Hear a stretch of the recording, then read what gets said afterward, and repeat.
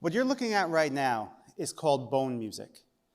Bone music is a relic of a very interesting time in world history, a time when the governments of the Soviet Union restricted access to American music like jazz and rock and roll so tightly that in many cases, they wouldn't even let their citizens own or listen to this music.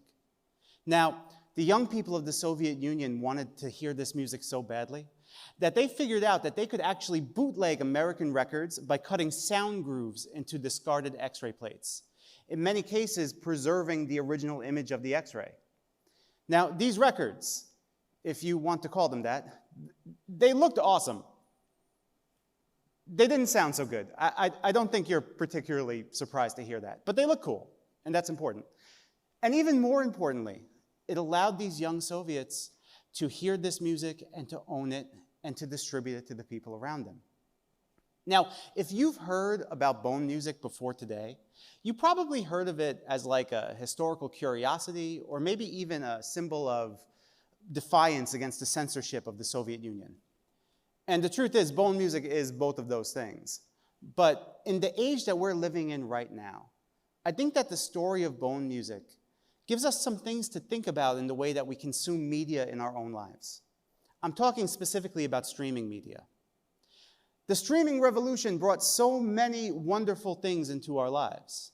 Suddenly, you didn't hear people talking about hard-to-find music, because nothing was hard to find. Music from all over the world, any genre you wanted to listen to, was available instantly, right on your phone. That's a cool thing. And look, I love streaming media. I'm streaming movies, I'm streaming podcasts, I'm streaming TV. I'm making a piece of streaming media right now. But I do think that all this streaming creates some issues that we want to think about.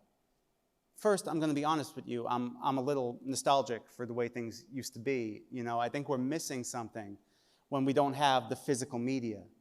You know, we're missing the adventures that we used to go on to find it. We're missing getting it. We're missing keeping it in our collections and showing it to our friends. That's big stuff.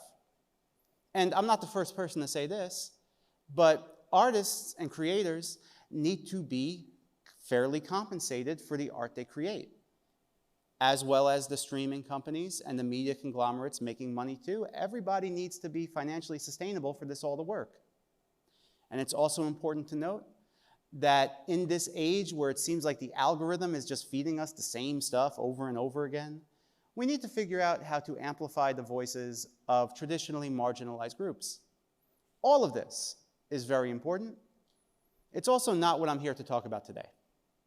I'm here today to talk about the power of physical media and why it might be important for us to keep around as we move into our constantly evolving media landscape. Physical media keeps the promise of permanence in a way that streaming simply cannot. So what do I mean by this? Well, let's take our example of our Soviet kids, right? This American music meant so much to them that they took tremendous risks to get it and to get it out there to their friends. This music inspired them. So much so that when the Berlin Wall finally fell down, people started saying that it was the American music, as well as many other very important things, that caused these kids to look at the world and to imagine the changes that they wanted to see in their own societies. So imagine something. Imagine if all media was streaming back then. How easy would it have been for their governments or whoever to just shut off access to it?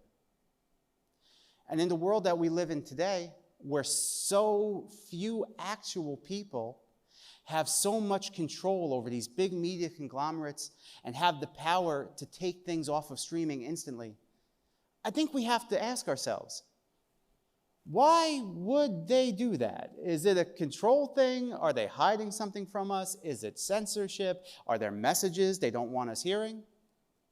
And the truth of the matter is, it could be any of those things. But physical media, actual CDs, actual DVDs, if you're as old as me, cassettes, VHSs, whatever, all of these things keep the media in our hands. They make it harder for us to lose. And if we need another example from history about the importance of physical media, Let's move away from the world of music and let's move into another world where streaming has also become very popular. Let's talk about movies. This is Nosferatu. Nosferatu is a classic of the silent horror genre. Film historians will tell you that Nosferatu changed the way that scary movies were even thought about. But here's what a lot of people don't know. We actually came very close to losing Nosferatu forever. And that's because film historians will also tell you that Nosferatu pretty conclusively ripped off Bram Stoker's Dracula. And the Stoker family, for obvious reasons, were not pleased about this. In fact, they were so displeased that they took the Nosferatu production to court, and they won. And as part of that court decision, it was decided that every single copy of Nosferatu had to be destroyed.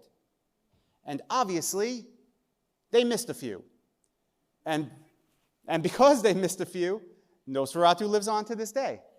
And look, it's very possible that Nosferatu is not as important to the history of world events as rock and roll was to the Soviet kids. Or maybe it is. I don't know. Who am I to say? There may be messages and meanings in Nosferatu that we have yet to interpret.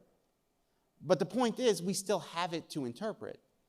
And the reason we still have it around is because it is just more difficult to get rid of every single piece of a physical piece of media, especially if it is mass-produced.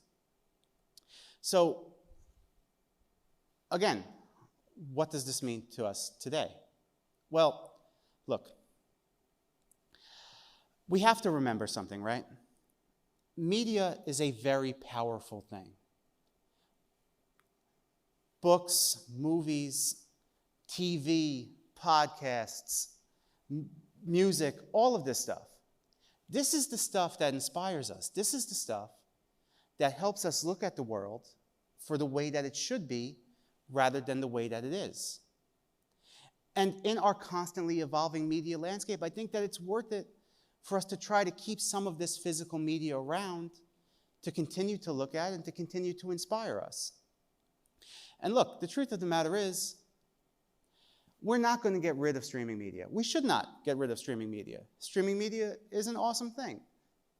But I also think that we can't live in a world where so few people have the power to unilaterally get rid of so many pieces of potentially important art. So how are we going to do this? I don't know. I honestly don't know. It may be a concerted effort between the media companies and the creators themselves. It may be an underground thing like the Bone music was in the Soviet Union. But I do think that we have to think about it. I think that physical media should remain a part of our media world. And I believe that as we move into this new phase of world history, preserving physical media should be a priority as we move into the future. Thank you.